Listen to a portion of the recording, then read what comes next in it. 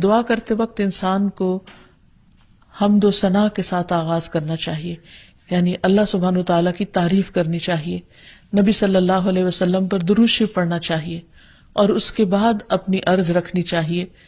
تو جس دعا کے آگے پیچھے درود شریف پڑھ لیا جائے وہ دعا بھی قبول ہوتی ہے. فضالہ بن عبید رضی اللہ عنہ سے روایت ہے کہ ایک مرتبہ رسول اکرم صلی اللہ علیہ وسلم تشریف فرما تھے. ایک شخص آیا اور اس نے نماز پڑھی، پھر کہنے لگا اے اللہ مجھے بخش دے اور مجھ پر رحم کر. تو رسول اللہ صلی اللہ علیہ وسلم نے فرمایا اے نمازی تو نے جلدی کی، جب نماز پڑھ چکو تو بیٹھے رہو، اللہ کی اس طرح حمد و ثنا بیان کرو جیسا کہ اس کا حق ہے، پھر مجھ پر درود بھیجو، پھر اس سے دعا کرو. یعنی یہ دعا مانگنے کا ادب اور سلیقہ ہے.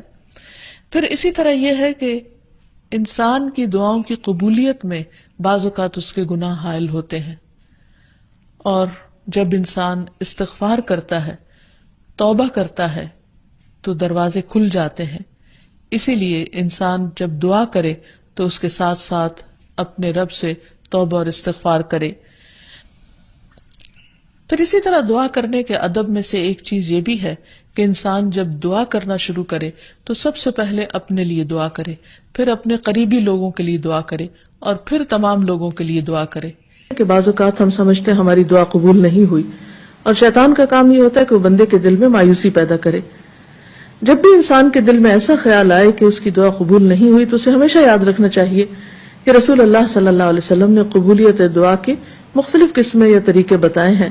ایک تو یہ کہ جو کچھ انسان مانگتا ہے اس کو وہ مل جائے، یا پھر یہ کہ وہ تو نہ ملے لیکن اس کے برعکس اس کے بدلے میں اس کی کسی مصیبت یا مشکل کو اس سے دور کر دیا جائے یا آنے سے روک دیا جائے.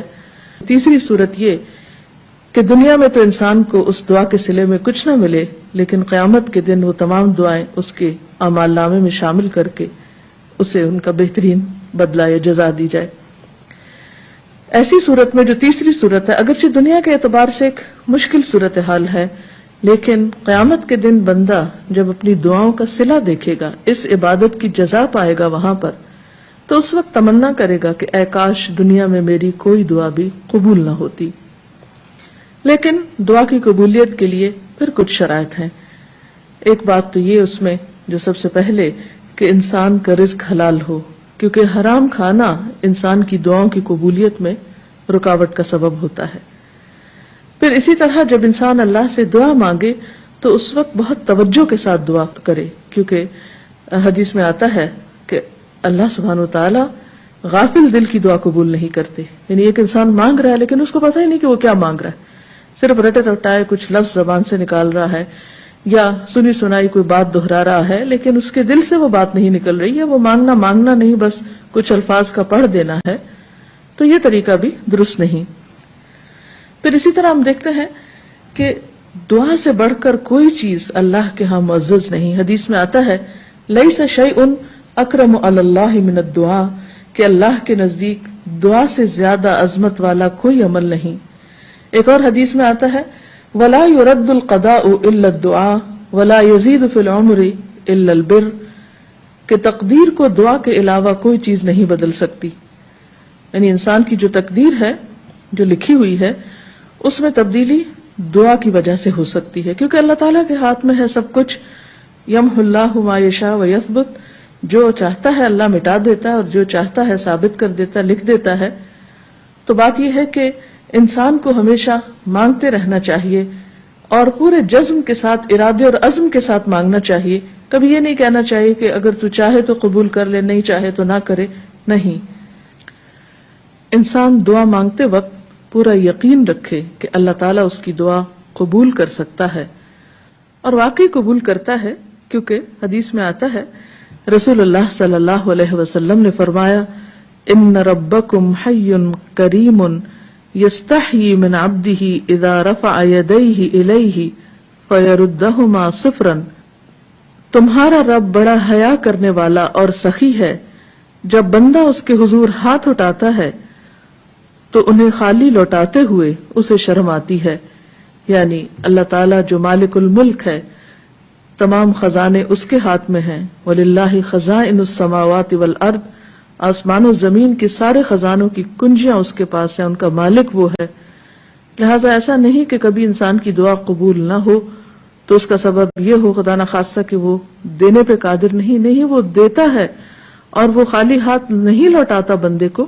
بس صرف فرق یہ ہے کہ قبولیت کے کئی طریقے ہو سکتے ہیں، اور خاص طور پر اگر بندہ مانگتا نہیں ہے تو یہ چیز اس کو ناپسند ہے، اس پر وہ ناراض ہوتا ہے، کیونکہ اللہ بندے سے یہ چاہتا ہے کہ بندہ اپنے رب کا شکر ادا کرتا رہے، اس سے مانگتا رہے، کیونکہ اللہ نے بندوں کو اپنی عبادت کے لیے پیدا کیا ہے.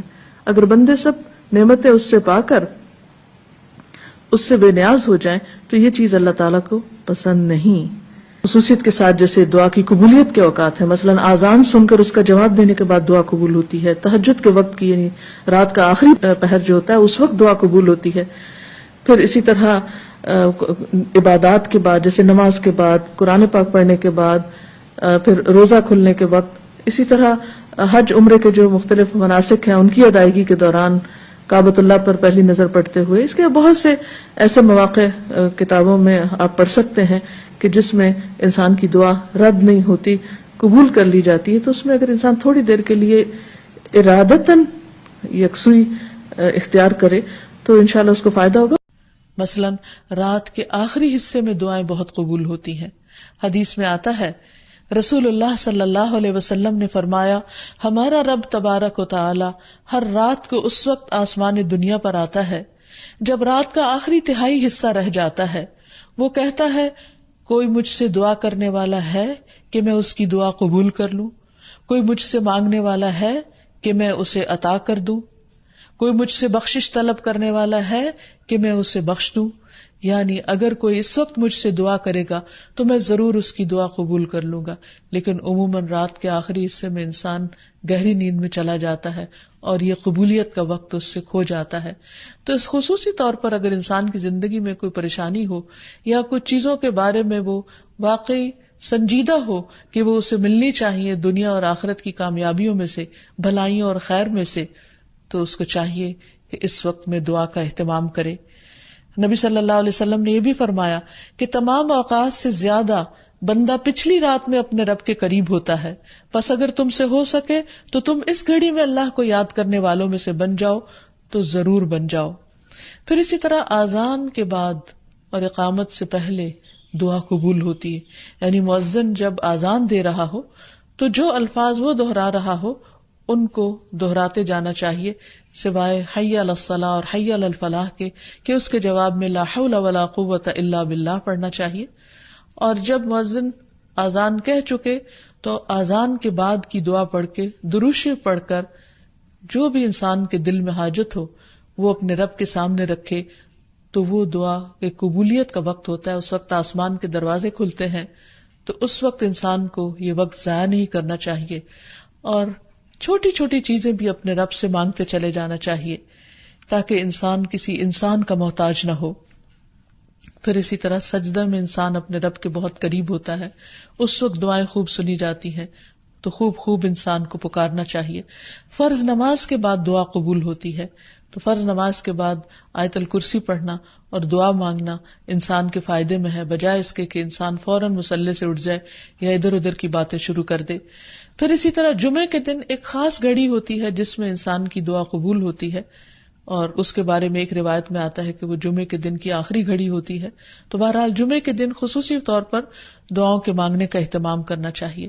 پھر اسی طرح ماہ رمضان میں ہر دن اور رات میں ایک گھڑی ایسی ہوتی ہے کہ جس میں دعا قبول ہوتی ہے، اس وقت بھی زیادہ سے زیادہ دعائیں مانگنی چاہیے.